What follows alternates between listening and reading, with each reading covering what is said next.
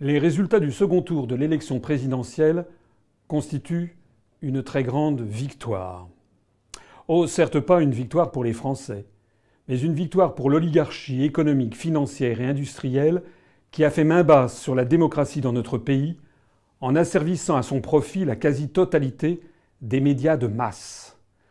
Avec une outrecuidance sans précédent, c'est Jacques Attali en personne qui nous avait prévenus de la manipulation à venir lorsqu'il avait annoncé sur BFM TV le 27 août 2014 qu'Emmanuel Macron, alors totalement inconnu du grand public, avait, paraît-il, l'étoffe d'un présidentiable. Cette déclaration donna le coup d'envoi à une gigantesque entreprise de manipulation de l'opinion publique qui s'est étalée sur plus d'un an et demi afin d'imposer dans la tête des Français l'élection d'Emmanuel Macron à la présidence de la République.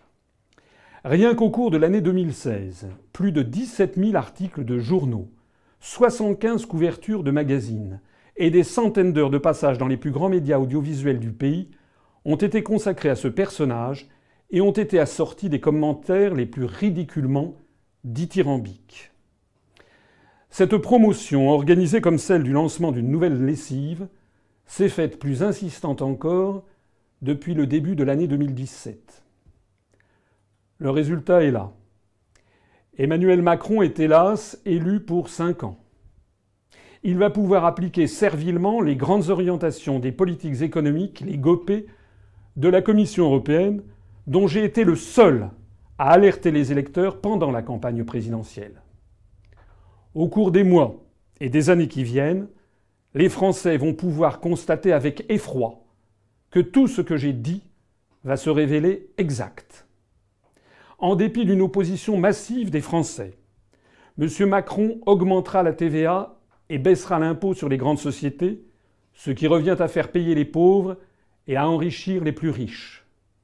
M. Macron mettra en œuvre à marche forcée la déréglementation des professions réglementées, l'ubérisation généralisée de la société française, la fin des CDI, la baisse des prestations chômage, le démantèlement du droit du travail, la remise en cause du SMIC, la braderie des industries stratégiques françaises au profit des États-Unis et de l'Allemagne, les fusions forcées de communes, la disparition programmée des départements et l'alignement de plus en plus complet de la France sur les positions géopolitiques agressives et belliqueuses de Washington et de l'OTAN.